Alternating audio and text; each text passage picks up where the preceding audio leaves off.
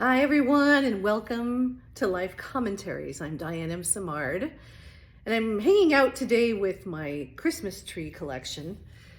It is the holidays after all, and some people collect ornaments and other Christmas goodies. I happen to collect Christmas trees. So I'm also in front of my piano because today we're going to talk all about the sounds of the season.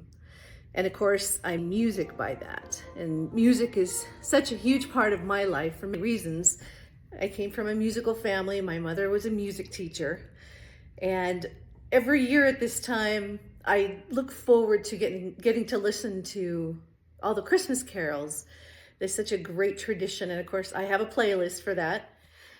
So I'm going to talk about some of my favorite holiday songs. And I have to say, first of all, that one of the reasons Christmas carols that are timeless and go back hundreds of years become new again is the way that composers rearrange them. They have new arrangements, new interpretations, and it could be jazz or swing or country.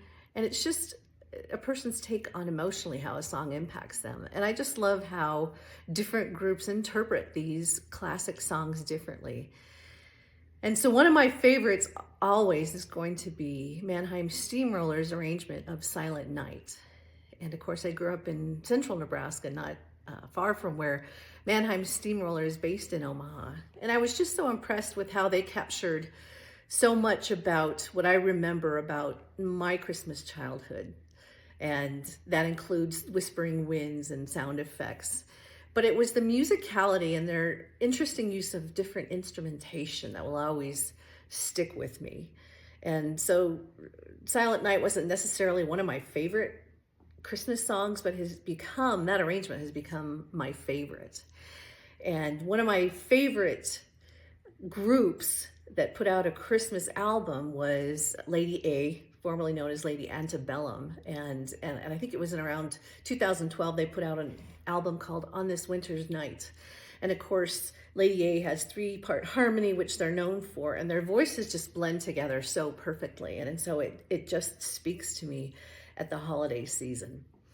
And so those who are not aware, I come from a very musical family, and that's the piano. I do play piano. I don't play piano as much as I should or would like to, but my mother was a music teacher and came from a very musical family herself. And so all of us kids had to go to piano lessons, and we all played a musical instrument, of course. And music was just always a big part of our lives.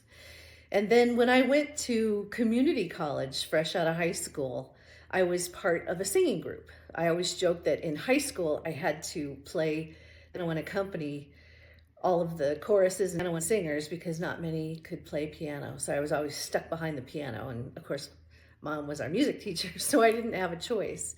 But when I got to community college, I was eventually selected to be in a touring choir called the Chorale, and I was also selected for a smaller group called Cantari. And our music director, the late, great, amazing John Putnam, who passed away last year, composed and arranged a version of the Lord's Prayer that we always sang at our Christmas concerts.